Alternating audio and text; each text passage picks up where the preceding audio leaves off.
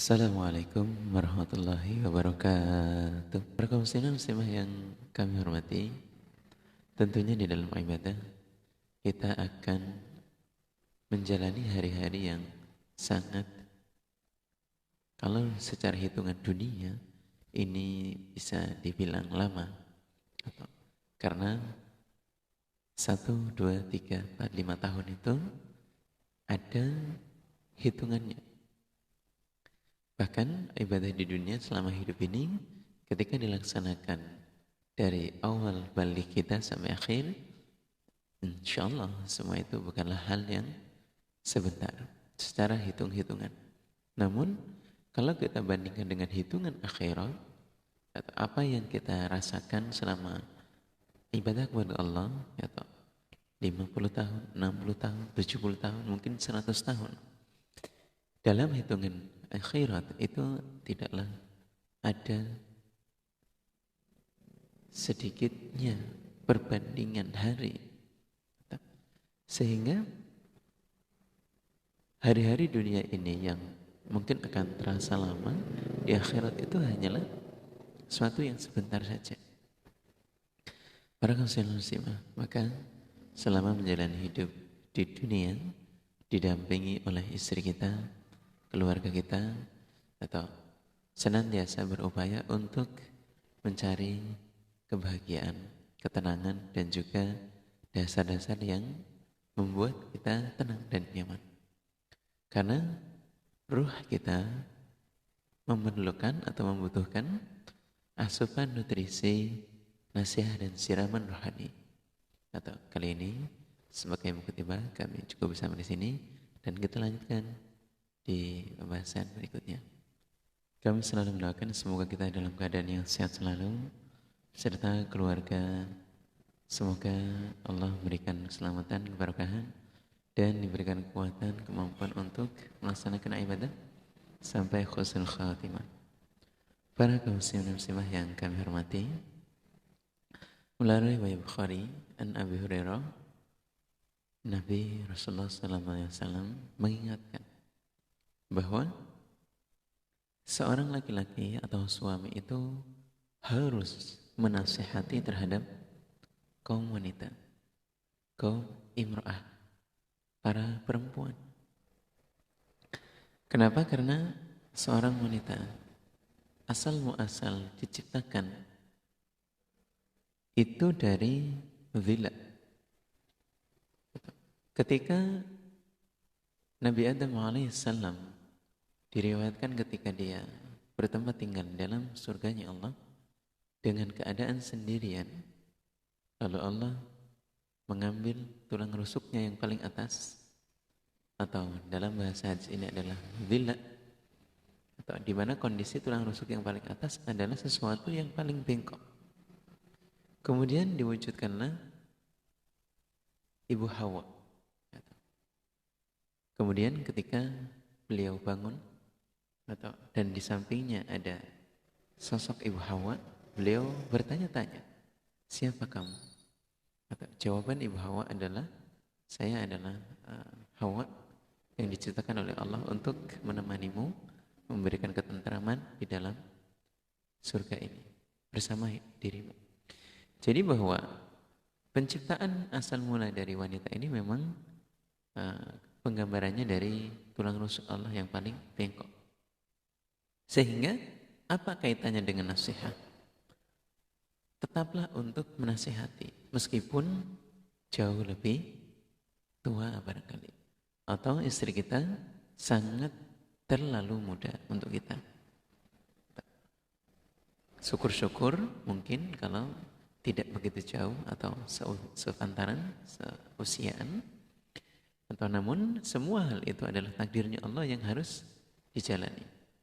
Ketika memiliki seorang istri, maka seorang suami harus menasihatinya, harus bernasihat, mengarahkan. Karena sifatnya tulang rusuk ini adalah sangat bengkok untuk kategori paling atas. Dan caranya itu dengan lemah lembut, yang halus, yang baik. Karena penggambaran tulang ketika diluruskan dengan begitu kerasnya, dia akan patah. Namun ketika dibiarkan begitu saja, kebengkokan ini tidak akan menjadi baik, tidak bisa menjadi lurus. Maka dalam hal ini istilah membuat dia lebih lurus adalah dengan bernasihat yang baik, yang membuat sifatnya yang bengkok itu bisa berubah. Karakter yang mungkin belumlah lurus bisa menjadi baik ketika telah berumah tangga.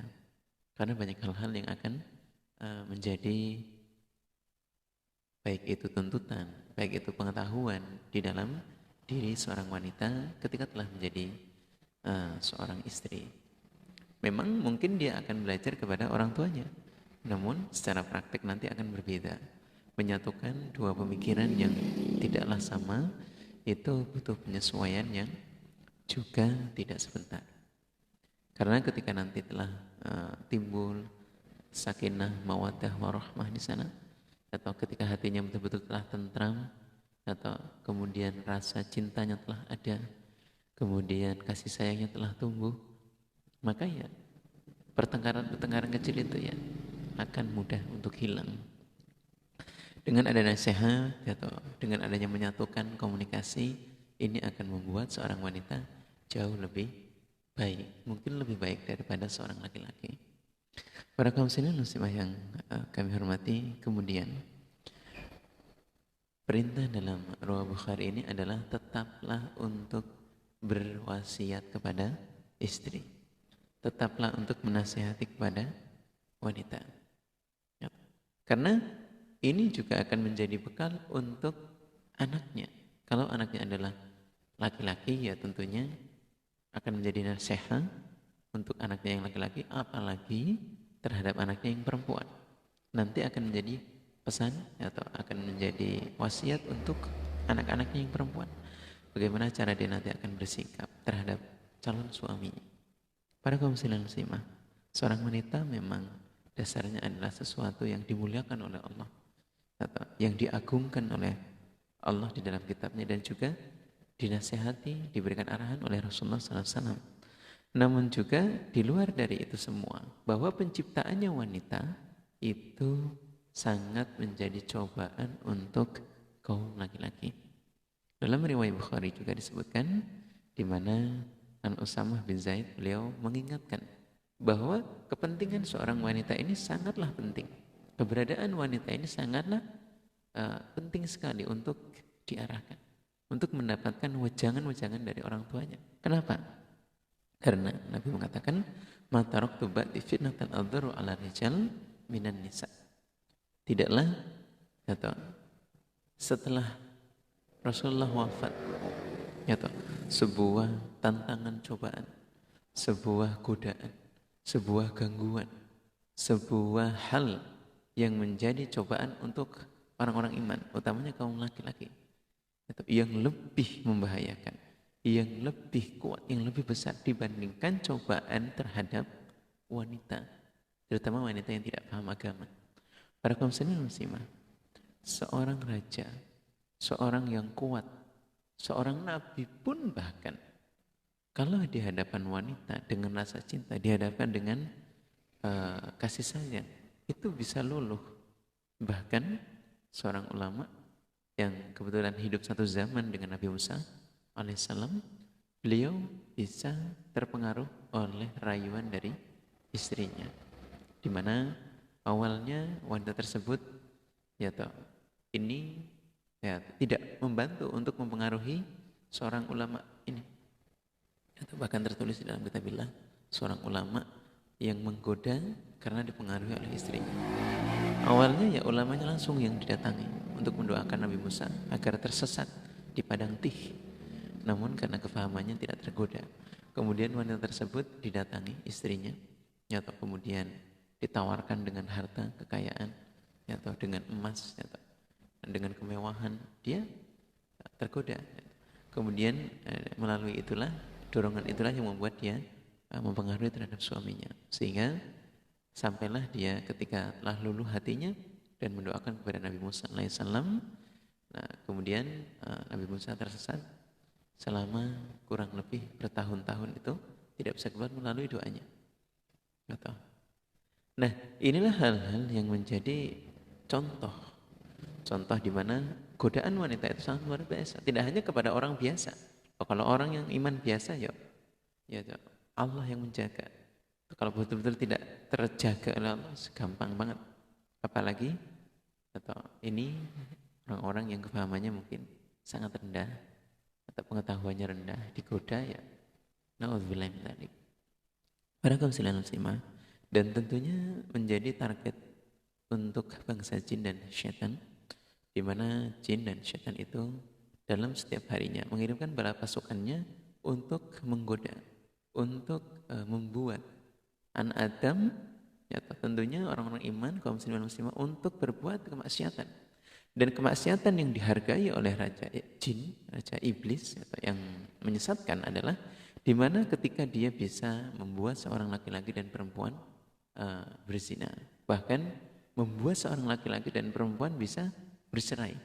Nauzubillahi min dzalik. Jadi jangan dipandang sesuatu yang remeh ketika ada sebuah perzinahan. Itu hasil dari segala bentuk upaya perilaku syaitan yang mengajak kepada umat Islam, kaum muslimin tentunya, apalagi orang-orang iman yang keimanannya masih rendah itu, yang keislamannya masih mungkin kurang, bukan rendah, kurang baik mungkin.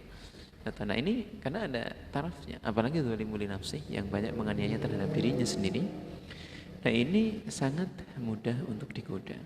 Dan godaan yang paling luar biasa adalah godaan terhadap wanita. Bahkan seorang suami pun ketika berhasil digoda untuk mengatakan talak kepada istrinya, itu adalah hasil dari pasukan syaitan yang dihargai oleh Raja Iblis, Raja Syaitan, yang menyesatkan. Para kaum muslimah, tentunya ketika suatu peristiwa terjadi di sana, ada seorang yang berzina, ada seseorang laki-laki yang kemudian menjatuhkan talak terhadap istrinya. Biasanya kalau dia memang mencari pulihan, itu akan disadarkan kembali dengan kebaikan-kebaikan, taubat dan lain sebagainya. Kalau seorang istri yang mengucapkan kalimat talak, ketika diingatkan, dia tersadar, kemudian ingin kembali merujuk. Karena posisi setan sudah hilang, sudah pergi dari menyesatkannya itu. Kalau sudah eksekusi, tak dia pergi. Tinggallah penyesalan. Maka sangatlah layak untuk dikatakan bahwa penyesalan itu terjadinya ya setelah kejadian tersebut berlaku. Jadi penyesalan itu banyak terjadi ketika telah terjadi. Maka orang-orang iman itu diingatkan, kaum muslimin diingatkan untuk mawas diri, menjaga hati supaya tidak terpengaruh dan terperdaya oleh provokasi dan godaan syaitanir rajim. Kaum muslimin yang berbahagia, kita lanjutkan. Bismillahirrahmanirrahim. Melalui riwayat Rawah Bukhari disebutkan tentang kewajiban seorang wanita yang harus banyak beribadah. Kewajiban seorang wanita di mana ketika telah di rumah atau menjadi pribadi yang bertanggung jawab dengan keadaan rumah tangganya, yang bertanggung jawab dengan seisi rumahnya, yang bertanggung jawab dengan keadaan rumah yang ditinggalnya oleh suaminya dan anak-anak yang ada bersama dengannya di rumah. Maka dalam momen-momen tertentu dan dalam keadaan tertentu, maka perbanyaklah sedekah dengan seizin suami. Dan tentunya ada beberapa momen di mana Rasulullah SAW sendiri mengingatkan betapa pentingnya wanita untuk banyak beribadah. Betapa pentingnya seorang wanita untuk membiasakan beramaliyah dan memperbanyak amaliyah. Karena dalam suatu riwayat Bukhari disebutkan dari Abi Sa'id Al-Khudri ketika beliau sedang menemani dan menyaksikan Rasulullah SAW di masa Idul Fitri atau Idul Adha, ketika beliau mendatangi tempat area para wanita di mana di sana khutbahnya itu lebih dekat atau karena ditujukan untuk mengingatkan kepada kaum muslimah. Nah, kemudian beliau mensabdakan nasihat yang mengingatkan kepada kaum muslimah, para wanita. Isinya adalah, wahai para wanita, perbanyaklah untuk bersedekah. Kalian para wanita, kalian golongan para imro'ah, perbanyaklah untuk bersedekah. Ini dilaksanakan pada saat sedang hari raya Idul Fitri atau Idul Adha.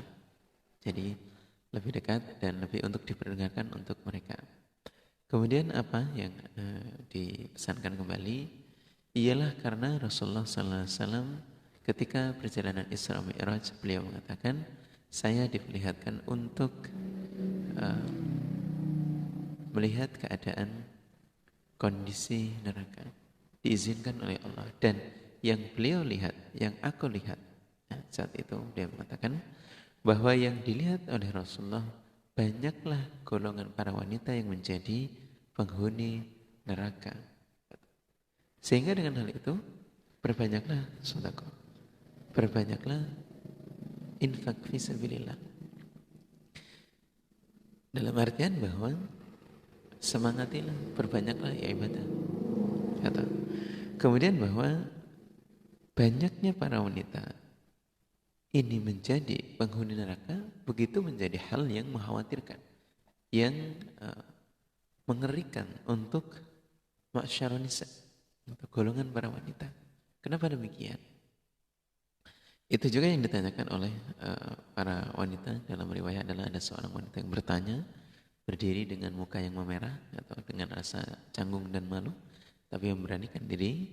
Dan kemudian Rasulullah SAW menjawab bahwasanya seorang wanita banyak menjadi penghuni neraka, atau banyak neraka itu dihuni oleh para perempuan dikarenakan kufurnya dia terhadap suami.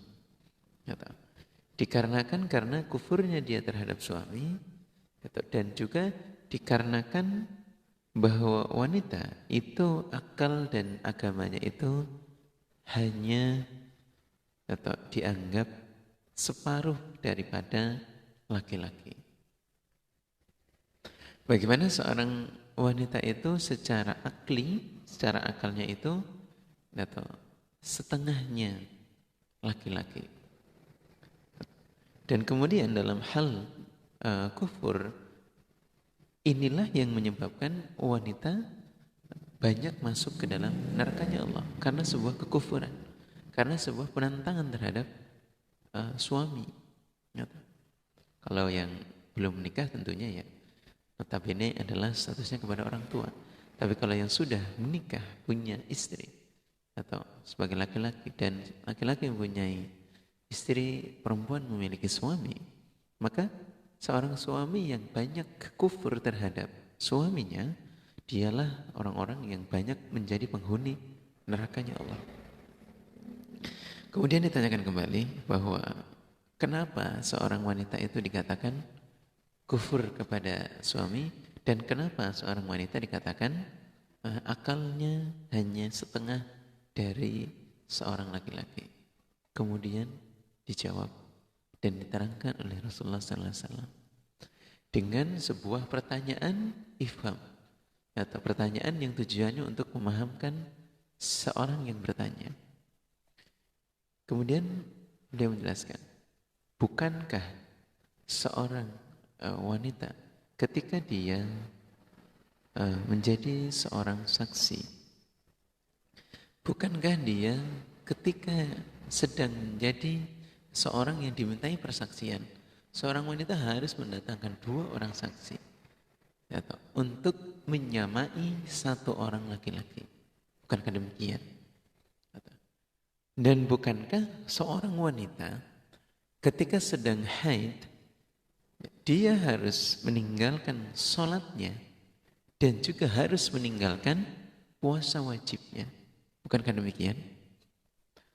Jadi istifham, persoalan atau pertanyaan, jawaban yang dijawab untuk sebuah pertanyaan, kami ulang, mohon maaf. Sebuah pertanyaan yang ditujukan untuk memberikan sebuah kefahaman. Pertanyaan dijawab dengan pertanyaan.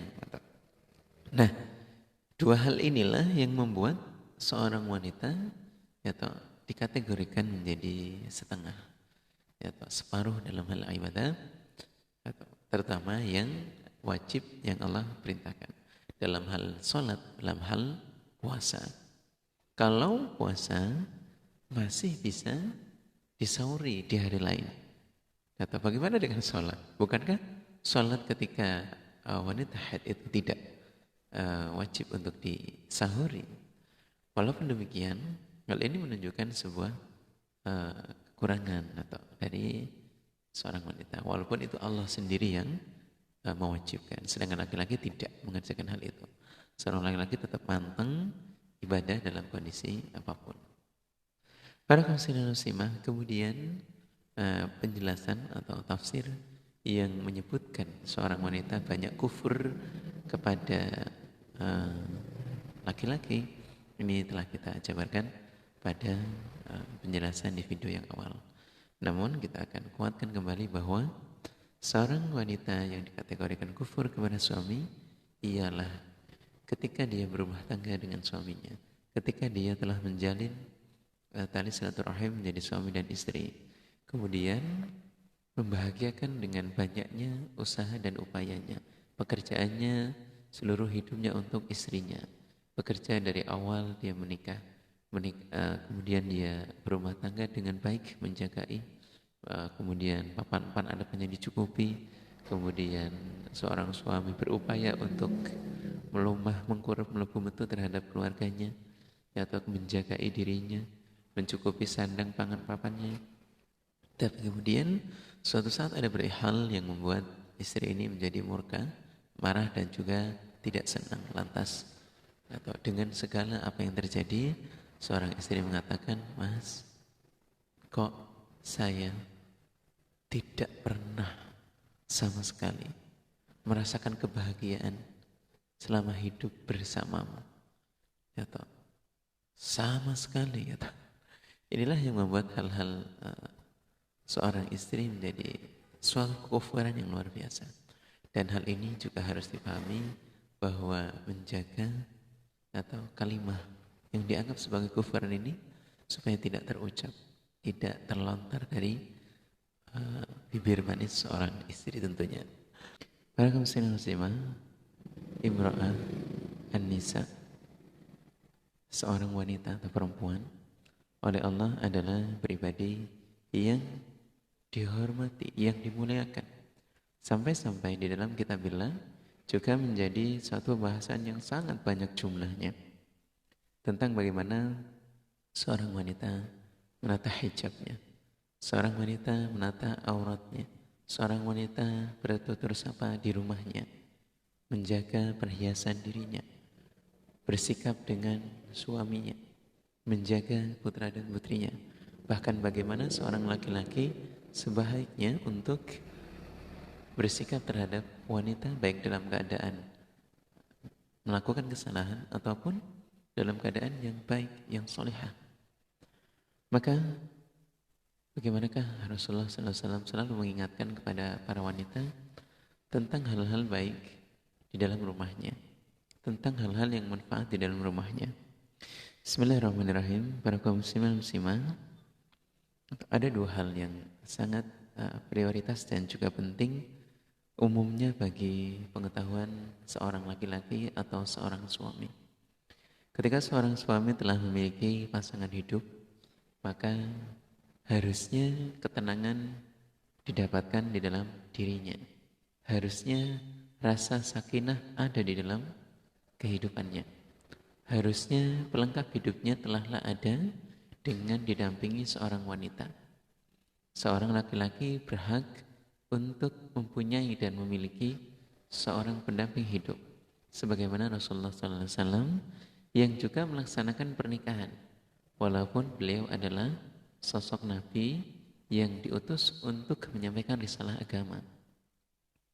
Kendati demikian, beliau tidak meninggalkan yang namanya menikah. Beliau tidak meninggalkan adanya mencari pasangan hidup, karena sudah menjadi kodrati bahwa hambanya Allah, seperti halnya manusia pertama kali ialah Nabi Adam alaihissalam. Beliau juga oleh Allah diberikan pendamping hidup ialah Ibu Hawa. Atau bahkan Rasulullah SAW di zamannya beliau mendapati atau istri yang soleh dan soleha yang secara aturan beliau memang secara khusus juga adalah sosok pribadi pilihan yang hanya beliaulah yang bisa memiliki istri atau tentunya lebih dari aturan di kalangan umatnya.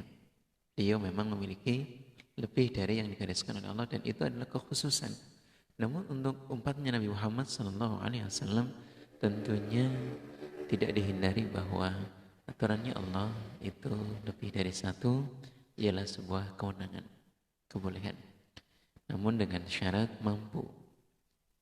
Dari semua hal yang digariskan oleh Allah di dalam kitabillah dan juga apa yang dicontohkan oleh Rasulullah SAW, bahwa seorang laki-laki yang tentunya di dalam rumahnya banyak mengambil sebuah manfaat, yang di dalam rumahnya banyak memiliki sesuatu hal yang menyenangkan, yang memuaskan, yang membahagiakan. Rasulullah SAW mengingatkan dari Abi Umamah, kata beliau menceritakan tentang hal-hal yang dipesankan oleh Rasulullah SAW melalui riwayat Ibnu Majah. Disebutkan bahwa sesuatu hal yang diambil manfaatnya di dalam dirinya orang iman, sesuatu hal yang memberikan manfaat sangat besar, sangat layak kepada diri orang iman. Setelah apa yang Allah berikan ketakwaan di dalam hati, setelah apa yang Allah tetapkan ketakwaan di dalam dirinya, diri yang bertakwa, diri yang beriman kepada Allah, sesuatu yang bisa diambil manfaatnya selain daripada buah keimanan, ketakwaan, ialah apabila ada seseorang yang memiliki istri yang solihah, apabila ada seseorang yang telah memiliki pasangan hidupnya baik, yang solihah, di mana ciri-cirinya ketika wanita solihah ini ada di dalam kehidupannya, mendampingi hidupnya selama berumah tangga, menjadi suami istri yang sah melalui sebuah pernikahan, maka wanita tersebut adalah pribadi yang ketika menjadi istri yang solehah itu mau mentaati terhadap apa yang diperintahkan oleh suaminya, mau menuruti terhadap apa yang dianjurkan oleh suaminya, apa yang menjadi kemauan suaminya. Jadi tidak ada unsur penentangan, baik itu dalam keadaannya ekonominya baik atau mungkin dibawa dalam kondisi yang kaya raya, atau mungkin suatu saat akan turun dalam kondisi yang sedang-sedang saja, atau bahkan menjadi pendamping hidup seorang suami dalam kondisi yang sangat sulit. Atau bahkan Rasulullah SAW sendiri bukan orang yang berlimpah, bergelimangan harta, tidak. Beliau dengan hidup didampingi 9 orang istri, hidupnya pas-pasan. Yang jelas beliau adalah pribadi yang beribadah dan istri-istrinya adalah istri yang solehah, yang mendampingi dan juga membantu perjuangan beliau dalam berdakwah. Dan juga tentunya terkhusus kepada istri pertama beliau yang mendampingi perjuangan selama hidupnya. Begitu luar biasanya. Para kaum muslimah yang kami hormati, istri yang solehah adalah istri yang taat kepada suaminya ketika dia memerintahnya. Kemudian bahwa istri yang solehah adalah istri yang ketika suami melihat terhadap pribadinya, suami melihat terhadap dirinya di rumahnya, bersamanya selama berumah tangga, dia melihat terhadap istrinya dengan keindahan kesolehaannya, dengan kebaikan kesolehaannya, menyenangkan terhadap suaminya, membungahkan terhadap hatinya, membuat suaminya tetap merasa bahagia.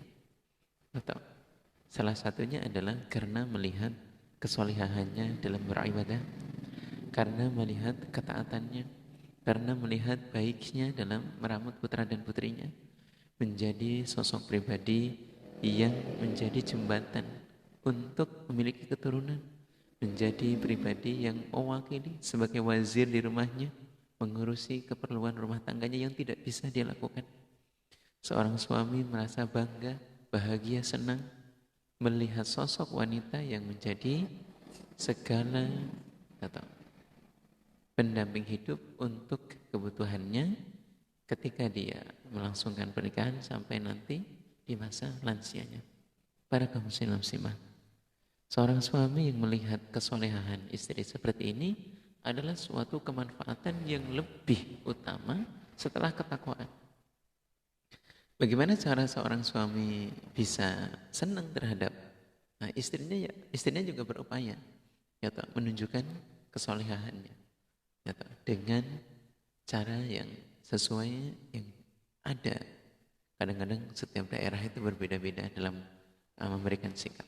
Namun bagaimana seorang suami tetap ridho, senang dan juga bangga, bahagia memiliki dirinya, melihat keberadaannya di rumah dalam membantunya menjadi wazir.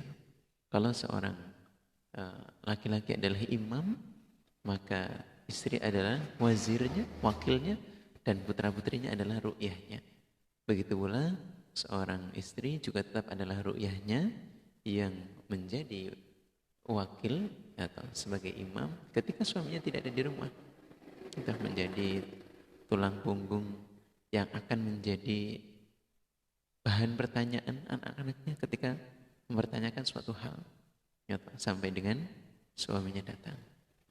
Para kaum muslimah yang kami hormati, begitu juga adalah seorang wanita yang solehah ketika suaminya mengutarakan sebuah sumpah, ketika suaminya mengutarakan janji ya, entah itu nazar, entah itu sumpah ilah, atau hal-hal yang diketahui oleh istrinya bahwa suaminya berjanji, maka istri yang soleha akan membantu melunasi, akan membantu menyelesaikan, akan membantu melaksanakan apa yang menjadi nazar suaminya.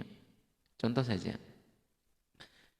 seorang suami berjanji terhadap istrinya, wahai istriku, ya toh, ketika nanti saya bisa memberikan keturunan, saya akan berpuasa atau Nabi Daud. Saya akan berpuasa Senin Kamis terus menerus. Saya akan memberikanmu atau benda atau harta dan lain sebagainya. Ketika nanti saya diberikan keturunan, saya akan membelikan kepada ibu sebuah emas atau 10 gram, 20 gram untuk saya berikan kepada orang tua saya. Sumpah-sumpah seperti ini, dan seperti ini yang diketahui oleh istrinya. Ketika dia adalah wanita yang solehah, dia akan membantu. Oh nggih mas, oh nggih mas, ya toh, monggo ya toh. Semoga nanti kita punya rezeki bersama untuk mengerjakan nazarnya. Kalau seandainya dia tidak bisa mengerjakan, seorang istri pun mengingatkan, ayah, itu nazarnya tidak dikerjakan. Sekarang berpuasalah 3 hari. Atau sedekah kepada 10 orang dan lain sebagainya. Jadi hal-hal yang menjadi kefahaman seorang istri dalam beberapa aturan itu dibantu. Kemudian lagi ketika dia sumpah ilah, wahai istriku, saat ini aku akan mensumpah ilah dirimu untuk tidak menyentuhmu selama 3 hari. Mungkin demikian. Ya istri juga ya berusaha untuk melaksanakan, tidak menggoda, tidak meruntuhkan bahwa apa yang dia telah sumpahi ilah harus dikerjakan. Mending kalau 3 hari, coba kalau 2 bulan. Para kaum muslimah yang kami hormati, dan yang terakhir bahwa seorang istri yang solehah adalah seorang yang ketika suaminya telah meninggalkan kediamannya, seorang yang bekerja atau berpamitan untuk mencari maisha, maka istri tersebut bisa untuk menjaga dirinya, kehormatannya, harta bendanya. Seorang istri mampu untuk menjaga nama baiknya. Kita lanjutkan. Bismillahirrahmanirrahim. Para kaum muslimah yang terakhir ialah seorang istri yang menjadi kategori istri solehah adalah seorang istri yang ketika suaminya sedang bepergian, suaminya sedang keluar dari rumahnya, berkegiatan, mencari maisha, dan juga mungkin bekerja dalam tempo yang tidak sebentar. Maka seorang istri bisa menjaga dirinya, menjaga kehormatannya, menjaga keluarganya, putra-putrinya, dan juga menjaga harta kepemilikan suaminya. Jangan sampai atau terjadi sesuatu hal yang tidak diinginkan. Juga jangan sampai terjadi hal terhadap dirinya sendiri atau terkait kehormatan dan juga putra-putri dan anaknya. Maka ini adalah sesuatu hal yang tidak mudah untuk perempuan. Namun ya, ketika ikut serta dalam berkegiatan ini adalah tugas wazir sebagai wakil dari suami itu untuk menjaga keluarganya. Maka seorang istri tanggung jawabnya tidaklah mudah. Namun ketika bisa melaksanakan, ini adalah kategori di mana wanita salihah memang harus berperilaku seperti halnya yang demikian. Atau menjadi istri adalah totality untuk menjaga atau hartanya, dirinya, keluarganya, suaminya, dan lain sebagainya. Belum lagi nanti ketika dia telah kehadiran suaminya pulang dari pekerjaan, harus menyambutnya, menyiapkan makannya, dan lain sebagainya. Banyak hal. Maka dalam urusan berumah tangga, ketika memang tahun-tahun pertama, tahun kedua, tahun ketiga, tahun keempat, dan tahun kelima banyak masalah, is okay. Itu adalah suatu hal yang sangat lumrah. Bertahanlah 5 tahun di awal. Kalau memang itu sulit, ya banyak berkonsultasi supaya tidak pecah. Karena memang pernikahan yang baik adalah pernikahan yang bisa untuk sampai dengan akhir hayatnya. Niatilah pernikahan untuk sampai di masa akhir hidup kita. Mencari satu jodoh untuk sampai akhir hidup kita. Menetapi ibadah, melaksanakan ibadah, melancarkan agama, itu adalah tujuan pernikahan yang utama. Dan ditetapi sampai akhir hayatnya. Para kaum muslimah, dan yang terakhir dari kesolihahan wanita, di mana disampaikan atau an musammir al-him, himyari an ammi, dari an ummi, dari ibunya. Kemudian ibunya menceritakan, uminya Musawir, beliau menceritakan tentang Salamah yang bercerita tentang sabda Rasulullah SAW di dalam riwayat Ibnu Majah, bahwasanya keridhaan adalah suatu hal yang sangat penting untuk seorang suami, di mana sebuah keridhaan ini sangat penting untuk didapatkan oleh seorang istri, seorang wanita. Untuk apa?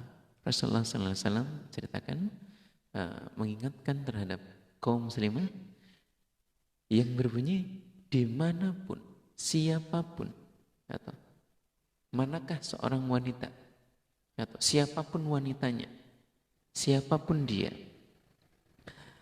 seorang wanita yang apabila Allah telah mengqadarnya wafat, meninggal dunia, kemudian di mana meninggalnya ini dalam kondisi yang Allah takdirkan, entah itu sakit, entah itu mendadak, entah itu kecelakaan, entah itu dalam hal kondisi apapun, Allah mencabut ruhnya dari jasadnya sehingga dia wafat dengan keadaan husnul khatimah. Kemudian kondisi suaminya ini dalam kondisi yang ridha, senang. Dalam masa hidupnya seorang suami menyaksikan betul bahwa istrinya adalah sosok yang pribadi yang soleh, solehah, yang baik, yang taat kepada suami, yang mengerjakan ibadah dan perintahnya Allah selama hidupnya. Dia menyaksikan istrinya adalah pribadi yang sangat atau sesuai, atau yang menyenangkan, yang bisa melaksanakan ciri-ciri wanita solehah. Maka dakhalatil jannah. Dalam Ibnu Majah disebutkan, wanita yang demikian akan Allah masukkan ke dalam surga. Bahwa wanita yang memiliki pribadi yang baik, yang solehah ini memang salah satu hal yang membanggakan, yang menyenangkan, yang membuat laki-laki, tentunya suami, yang menjadi saksi hidupnya itu bisa menyaksikan atas kebaikan seorang wanita tersebut. Para kaum muslimin dan muslimah, seorang wanita, seorang istri ketika telah berkeluarga, atau berbeda dengan wanita yang belum berkeluarga. Seorang suami dan istri, seorang istri ikut terhadap kehidupan suami, maka dia berhak untuk taat dan juga mengikuti terhadap arahan suaminya itu, dimanapun dia mengajak untuk kebaikan. Seorang istri tidak berhak untuk menolak, atau bahkan kewajiban ketaatannya itu sangat tinggi sekali, lebih atau membanding ketaatannya terhadap orang tuanya ketika dia telah berkeluarga. Jadi ketaatan terhadap suami ini memang sangat harus luar biasa. Bukan berarti kepada ayah dan ibunya tidak boleh taat, tidak. Namun ketaatannya lebih tinggi dan lebih harus kepada suaminya, karena haknya sudah berpindah kepada suami. Jadi layaklah apabila seorang suami menyaksikan dia dengan segala kesolehaannya, kemudian Rasulullah SAW menjanjikan bahwa wanita yang seperti ini wajib masuk surga. Sangat pantas. Para kaum muslimin muslimah yang kami hormati, dalam segala hal wanita memang diciptakan oleh Allah dengan banyak pahala dalam segala hal. Namun juga sosok wanita adalah dalam artian hambanya Allah yang perlu untuk dipimpin, perlu untuk didampingi, seperti halnya Ibu Hawa yang didampingi oleh Nabi Adam, didampingi, diarahkan, dinasihati. Dan juga seorang wanita berhak untuk taat setaat-taatnya. Bahkan Rasulullah SAW mengingatkan dalam Rawat Tirmidzi, yang mana di sana Nabi Hurairah atau beliau mengkisahkan sabda Rasulullah SAW, di mana seandainya ada kewajibannya Allah yang diperintahkan untuk seseorang sujud kepada seseorang, seorang bersujud kepada orang yang lain, seandainya perintahnya adalah demikian, maka tentunya Rasulullah SAW akan memerintahkan seorang wanita untuk sujud kepada suaminya sebagai bentuk ketaatan. Namun tidak demikian. Allah tidak memerintahkan untuk sampai sejauh itu. Allah hanya memerintahkan untuk seorang istri mentaati kepada suaminya. Dalam hal sujud, ibadah, kita hanya kepada Allah. Seorang suami sujud kepada Allah, seorang istri juga sujud kepada Allah Subhanahu wa taala. Namun hadis ini menunjukkan bahwa saking wajibnya seorang istri untuk taat kepada suami dan tidak boleh menentang barang satu perintah pun. Alhamdulillah, jazakumullah khairan. Para kaum muslimin, maka kita mendoakan kepada putra dan putri kita, kepada istri kita dengan doa yang sangat-sangat baik. Allahumma ja'al auladana auladan salihin hafidina al-Qur'ani wa sunnah fuqaha fid din barakan hayatun fid dunya wal akhirah. Kemudian di dalam wahyunya Allah disebutkan a'udzubillahi minasyaitonir rajim, bismillahirrahmanirrahim, rabbana hab lana min azwajina wa dzurriyyatina qurrata a'yun waj'alna lil muttaqina imama. Para kaum muslimin muslimah, berdoa kepada Allah dengan tuntunan yang seharusnya dan mendoakan dengan tetap mendampingi selama hidup di dunia kepada istri kita dan juga kepada putra-putri kita yang kita sayangi, hingga pada akhirnya kita bisa berjumpa lagi di tempat yang Allah janjikan di dalam surganya Allah. Alhamdulillah, jazakumullah khairan. Akhirul qali, karena lebihnya mohon maaf. Assalamualaikum warahmatullahi wabarakatuh.